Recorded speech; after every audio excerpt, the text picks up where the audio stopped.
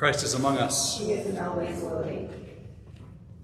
So I've very much enjoyed these kinds of glimpses at the different pillars of our religious education year, which roughly correspond after the first one to the holy mysteries of the Church, looking at them through the lens of the Old Testament, because so often we kind of give kind of short shrift to the Old Testament, move on to the New. But it's been very, very helpful for me and fun for me, nerd fun, I suppose, to be able to kind of just really dwell on what the Old Testament says. Now, having said all of that, I'm going to start in the New Testament tonight, because when we talk about holy orders, we're talking about the holy mystery that raises folks to be deacons, priests, and bishops. Right? So the order of the laity is an order in the church, right? So sometimes people talk about the order of the laity as if y'all are peons, right? And then the real people are the deacons, and well, not the deacons so much. I'm looking at a deacon, that's why I'm saying that to people who aren't watching. But you know what I'm saying. I mean, like sometimes it's like, oh well, the priest is the really big deal, and the bishop's an even bigger deal. Through your baptism, you are a part of the priestly people of God, right? So you are the order of the laity.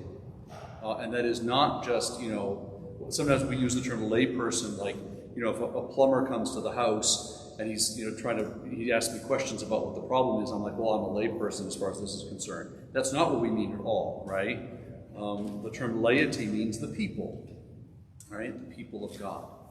And as I'll say in a minute, very beautifully, I mean, all of us, the priestly people of God, through our baptism, are created to worship, right? It's part of our spiritual DNA to worship God. So when we talk about holy orders, we talk about the order of the diaconate, priesthood, and episcopacy, or bishop, right?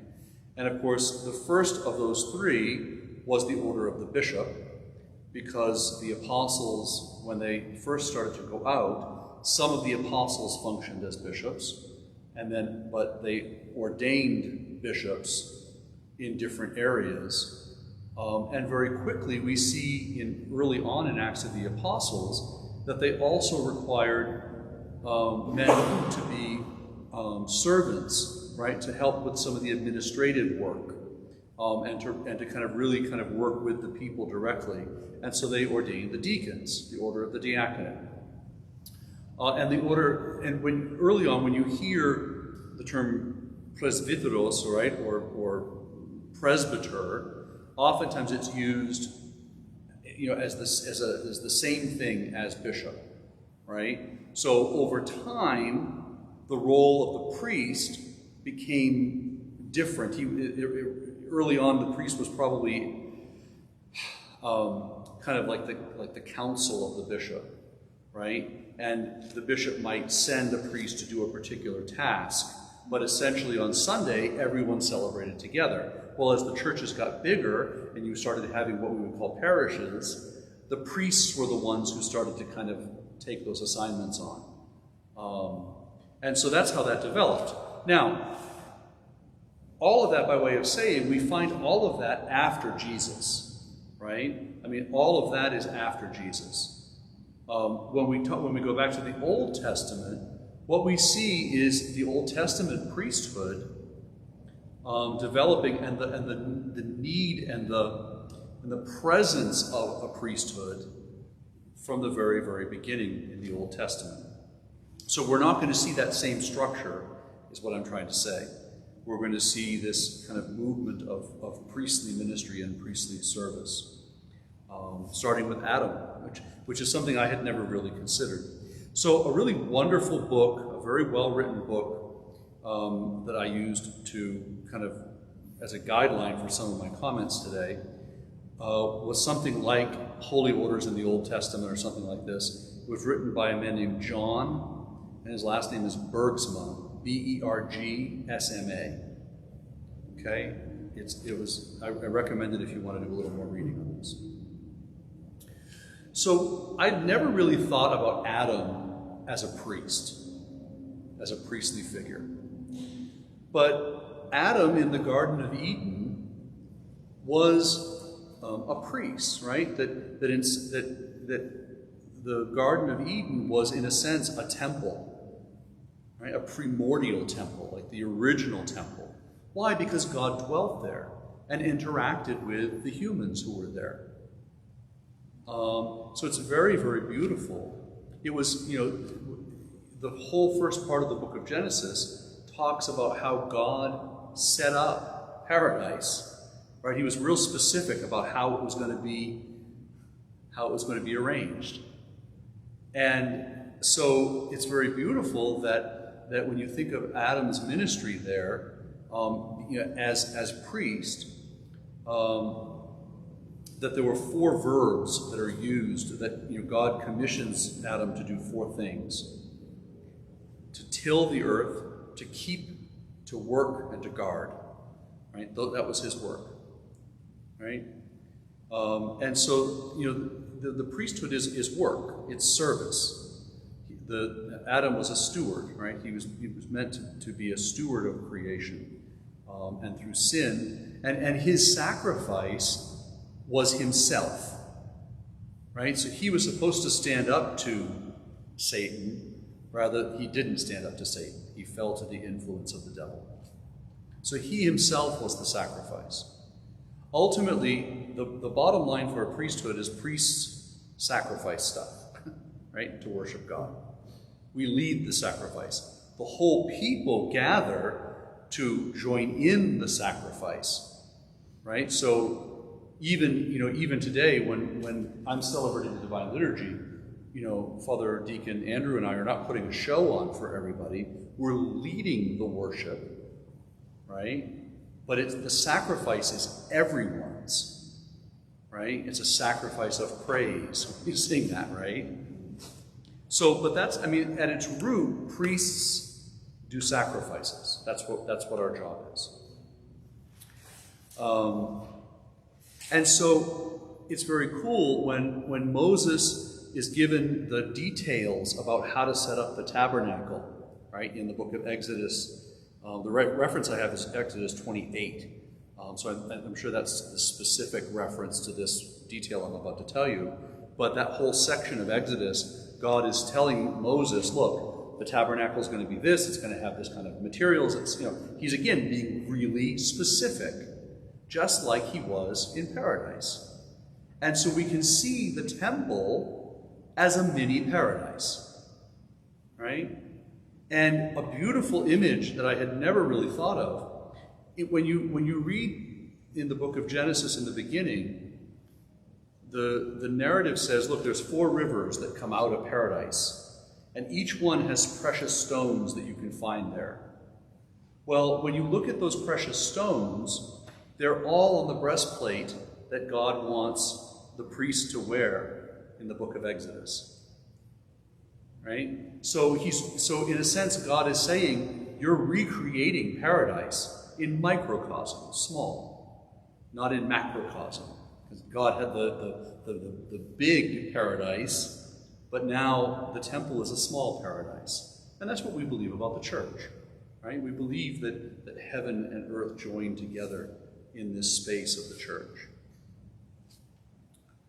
So it's very, very beautiful and very rich image. When we talk about the role that Christ ultimately fulfills, when we look at the Old Testament, we see essentially priests, prophets, and kings. And those 3 elements, as I said, ultimately Jesus takes on all of those things. But we see them in different combinations throughout the Old Testament, right? Prophets aren't priests. Kings aren't priests, except when they are. But ultimately, the whole people of God, as I said, is oriented toward worship, right? We're oriented towards the sacrifice of praise, but being God's holy people. Okay. So Bergsma mentions Noah as a priest, and essentially just kind of in the fact that he started the whole creation again, right? And he gave a sacrifice of praise to God after the flood. And Bergsma makes a connection between the fact that these patriarchs that we look at, Adam, Noah, Abraham, are also priestly figures. So there's a fatherhood built into priesthood, which is really interesting. So the last month I talked about a really interesting figure who offered bread and wine to Abraham, right? And so that was in the context of the Eucharist. But I need to talk about him. I need to talk about Melchizedek himself now, right? Melchizedek shows up in the book of Genesis, and I'm sorry I don't have the reference in front of me. I had it last month. But Melchizedek is a really interesting figure because he is a priest, but he's independent of the line that has been set up. So Moses goes on the mountain, and God establishes, among other things, the law, and part of that is the temple and how the temple will be set up, and then also the priesthood, how the priesthood will function, and that the priesthood will come from the tribe of Levi. So you don't decide you want to be a priest, or you don't feel called to be a priest in at least ancient Judaism. You are a part of the tribe of Levi, and so you have your month of the year that you go to the temple and you perform your priestly duties, right? And you know that people, the people of that tribe, are set apart. They're sanctified by God. They don't have their own land. They depend upon the other tribes to support them and so forth, right?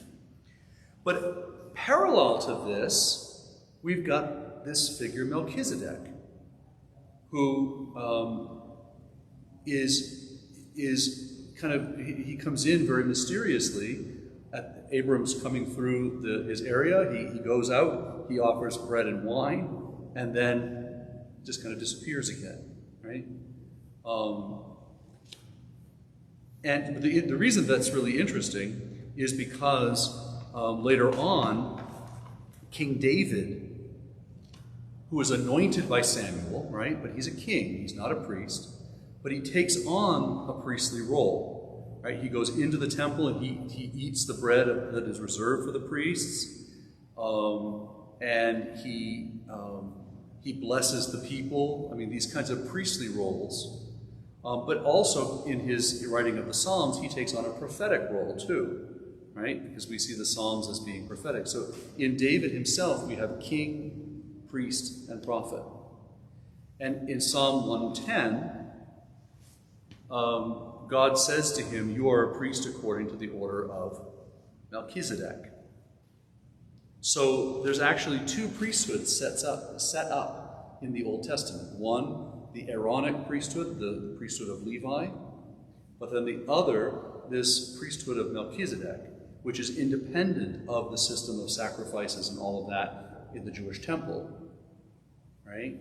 And so I'm a priest of the order of Melchizedek, right? We follow that line.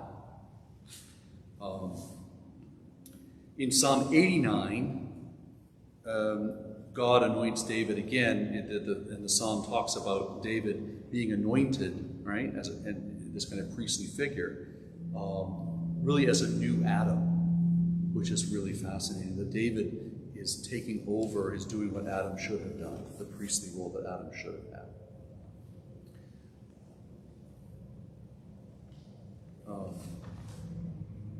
So I want to kind of back up for just one thing. In Genesis chapter 22, we see Abraham as a priest. And Abraham's sacrifice was a terrible one, right? Abraham's sacrifice was Isaac. And it's very beautiful when you think about, so Isaac is meant to carry, he has to carry the wood, because sacrifices are burned, right? He has to carry the wood, they go up a mountain, right? And all of these are images that will be fulfilled in Jesus, right? Who carries the wood of the cross.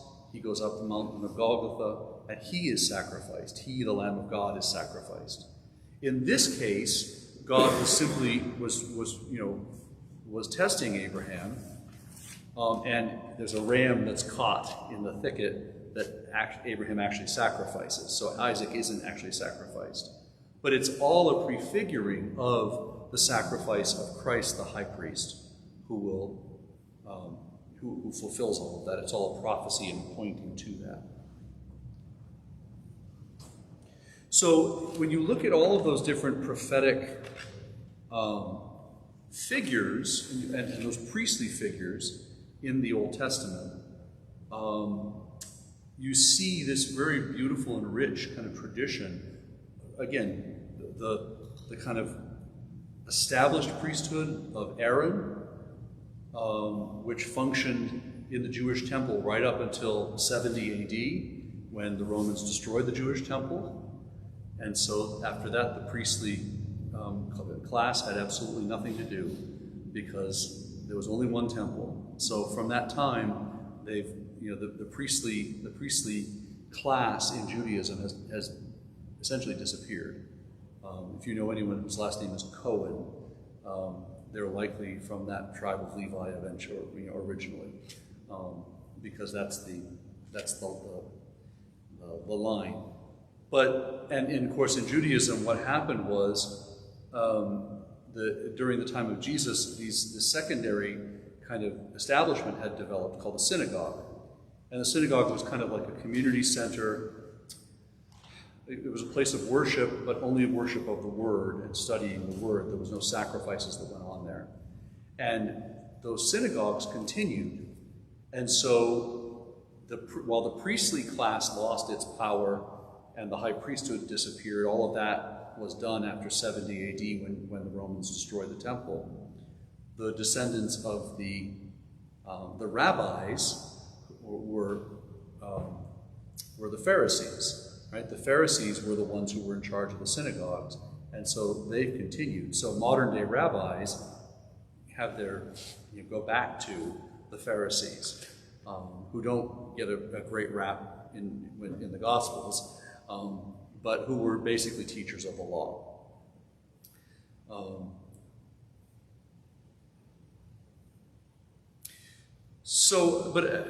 Ultimately, as I said, the sense that we are a priestly people is very rich in the Old Testament, and just these few examples give us a sense that what God is doing in the church today, He prefigured in every generation prior to that, and that ultimately, again, what we do here in the church is meant to be kind of making putting us back in paradise and orienting us again toward paradise. So, I think that's all I wanted to say about all that. So I'm going to shut the live stream off, and if we have questions here, we can ask them. Thank you very much for your kind attention.